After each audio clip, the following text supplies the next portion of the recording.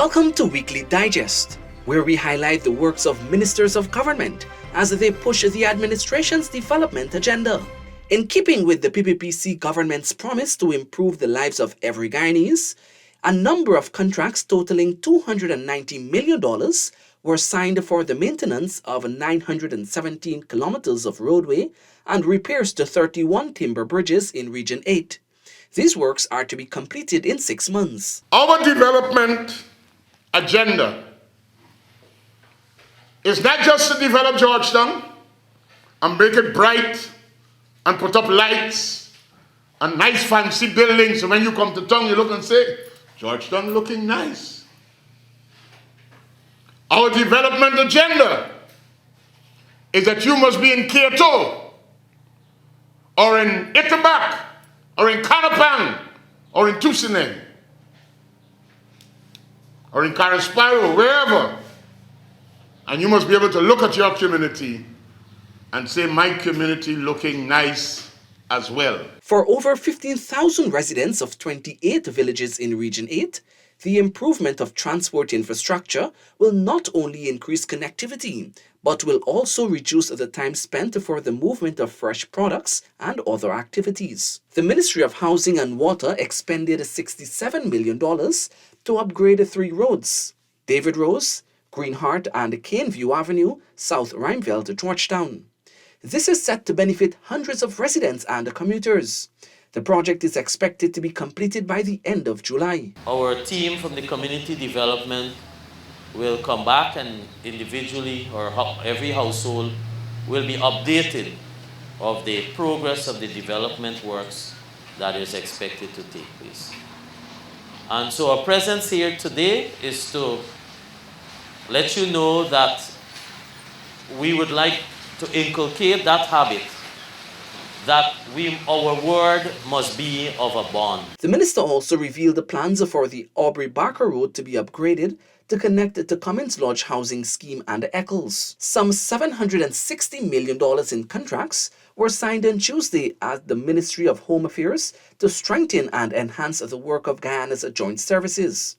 A total of $129.5 million in contracts were signed to construct 4 command operation centers for the Guyana Police Force in regions 2, 5, 6, and 10. 2 contracts were signed to improve the security fences and the living quarters of senior officers at the Lusignan prison to the tune of $145 million. The self-contained rooms will be catered for pregnant officers and other members. Additionally, some $485.6 million in contracts were awarded for the construction of a Wales fire station, the procurement of 148 fire hydrants, and 5 firefighting vehicles. We want our projects to be delivered on time, on specification, and on quality. And we want that our workers, or people who are working on these projects, to be maintained and supported in a safe manner. We don't want industrial accidents. Over 1,300 residents of Philippi Village, Region 7, will benefit from potable water for the first time, as a $53.683 million well will be drilled in the community by the Guyana Water Incorporated. Once completed, it will see 90% of the population having access to potable water for the first time. 4 months from tomorrow, the contractor must deliver that new water system with the connections to all the nearby households here within 4 months. So in the month of Heritage, we must have a running water here in Philippi. The new water supply system will have a lifespan of over 20 years, and a mechanism will be put in place to ensure proper management and maintenance of the system. The investment is part of the government commitment to fulfilling its obligations to the UN Sustainable Development Goals. On education, the ministry has taken a decision to close schools in the first week of July and reopen in September as per normal. Minister Priya Manikchand said that the views of all stakeholders were taken into consideration. Believe that it would be best to, at this point, have everyone close for the July-August holidays as usual. Return to school in September refresh. Teachers feel particularly tired because while it is true that we were home, they were still working. And so they feel like they need the break. Minister Manik Chan noted, however, that some teachers have requested to work with students during the holiday season, especially those students who are preparing for major examinations. Foreign investors now have the opportunity to make informed decisions on where they want to invest their money when coming to Guyana, with the launch of an investment portal by the Georgetown Chamber of Commerce and Industry. The investment portal is a platform where investors can view available opportunities. It was hailed as an impressive platform by Minister within the Ministry of Public Works, gov't Indar. It can be used to guide a whole host of things, of where people are looking to invest, how much they're looking for. But this is only for chamber members, which is about 500 plus businesses. We have thousands of businesses in the country. So my suggestion to the chamber through the president, we have to market this every opportunity we get, so that the populating of this portal is key. The populating of this portal by the locals as well as persons coming in is key to give you indications of where people want to go. With Guyana's economy projected to grow by 47.9% in 2022, as stated by the World Bank, Minister Indar is urging local businesses to capitalize on opportunities. Guyana on Monday received the 52,800 doses of the Pfizer vaccines for children ages 5 to 11 years old. This shipment of vaccine was donated by the government of Spain. Dr. Anthony noted that the vaccines are specially made by Pfizer for children of the 5 to 11 age group and is 1/3 of the adult dose. There's a myth that children don't get COVID.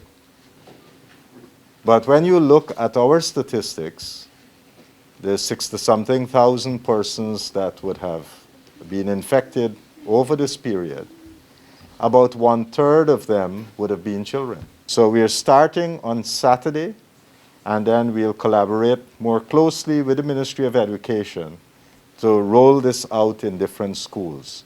But we are really dependent on parents to make sure that they come, they give us permission, so that we can do these vaccinations. The Guyana Online Academy of Learning, GOAL, has received over 9,000 applications for the new academic year, some 3,000 more than 2021. Last year, 6,000 Guyanese undertook distance learning in 187 programs offered through 8 universities.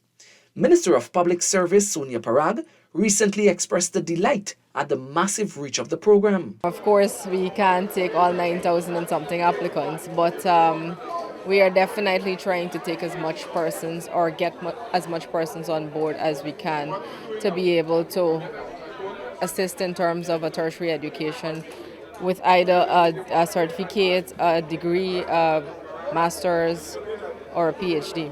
Within the next 2 weeks, the ministry will publish the list of awardees. 45 families in Karasabai Region 9 are planning to increase their agriculture production after receiving assistance from government. The Ministry of Amerindian Affairs has delivered on a promise to provide barbed wires to the community to protect the farms from animal intrusion. Prior to receiving the wires to fence the farms, the Nabuti farming group lost acres of crops every year as animals would ravish the vegetation. Due to the undulating savanna lands, many of the farmlands are flooded at least once per year as a result of the rainy season and overflow of the Rupununi River. Despite this major challenge, farmers cultivate peas, corn, cassava, plantain, bananas and eddos, but will be expanding to include citrus fruits. When the rainy season comes, there are some places that will always be flooded. Always be flooded. You can't get away from that. It is hard, but what can we do? It's an act of nature. Please make use of it in the best interest of the farmers. That's it for this edition of Weekly Digest. For these and other government-related information, do log on to our website, dpi.gov.gy, and our social media platforms as well. Goodbye.